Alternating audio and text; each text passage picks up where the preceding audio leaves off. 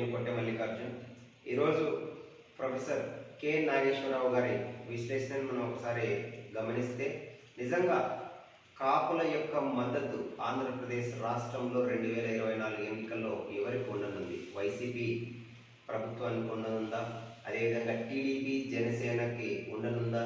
ఇటీవలనే ఇప్పుడు TDP Janasena BJP alliance ఒకవేళ కూటమిగా ఉమ్మడి కూటమి అయితే టీడీపీ జనసేన బీజేపీకి మాత్రం మద్దతు ఉంటుందా అనే దాని మీద మనం ఒకసారి ప్రొఫెసర్ కె నాగేశ్వరరావు గారి విశ్లేషణను ప్రస్తుతం ఉన్నటువంటి సమీకరణలను పరిశీలించినట్లయితే ముమ్మాటికి కాపుల యొక్క మద్దతు మాత్రం వైసీపీ పార్టీకి ఉండదని అర్థమవుతుంది. ఎందుకంటే కేవలం ఆంధ్రప్రదేశ్ రాష్ట్రంలో 23% పైగా ఉన్నటువంటి కాపులు రాజ్యాధికారం దిశగా అడుగులు వేస్తున్నారని చెప్పేసి గ్రహించి ఈ రెడ్లు అనే వాళ్ళు సామాజిక కోణంలో ఈక్వేషన్స్ క్యాలిక్యులేషన్స్లో భాగంగా కాపు జాతి యొక్క ఔన్నత్యాన్ని కాపు జాతి యొక్క ఉన్నతిని తగ్గించే విధంగా ఈరోజు కాపు జాతిలో చిచ్చు పెడుతూ ఒకవైపు వలసలని ప్రేరేపిస్తున్నారు. ముద్రగడ పద్మనాభం గారు కావచ్చు, మిగతా ఇప్పుడు కాపు సంక్షేమ సేన నాయకులు హరిరామ జోగయ్య గారి కుమారుడైనటువంటి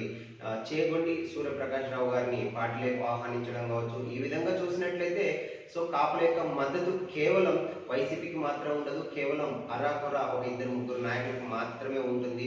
ముఖ్యంగా ఆంధ్రప్రదేశ్లో పవన్ కళ్యాణ్ గారిని ప్రతి ఒక్క కాపును నమ్మడానికి గల కారణం ఏంటంటే ఈరోజు కాపు జాతి యొక్క బలమైన నాయకుడిగా వెళ్తున్నాడు. నీతి నిజాయితీ నిబద్ధత కలిగినటువంటి ఒక నాయకుడు పవన్ కళ్యాణ్ గారు అని చెప్పేసి కాపులు విశ్వసిస్తున్నారు.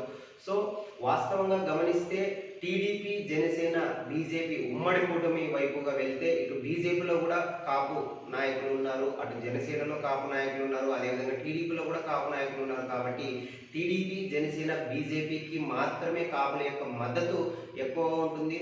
సో 2014లో ఏ విధంగా రిపీటెడ్ అయిందో 2024లో కూడా ఒకవేళ టీడీపీ జనసేన బీజేపీ అలియన్స్ ఉంటే ఖచ్చితంగా కాపులు కీ రోల్ పోషించి ఏ గవర్నమెంట్ అధికారంలోకి రావాలన్నా మరొక గవర్నమెంట్ అధికారం నుంచి తొలగిపోవాలన్నా కూడా కాపులు కింగ్ మేకర్స్ అవుతారు, డీ ఫ్యాక్టర్స్ అవుతారని చెప్పేసి మనం బలంగా కోరుకోవచ్చు.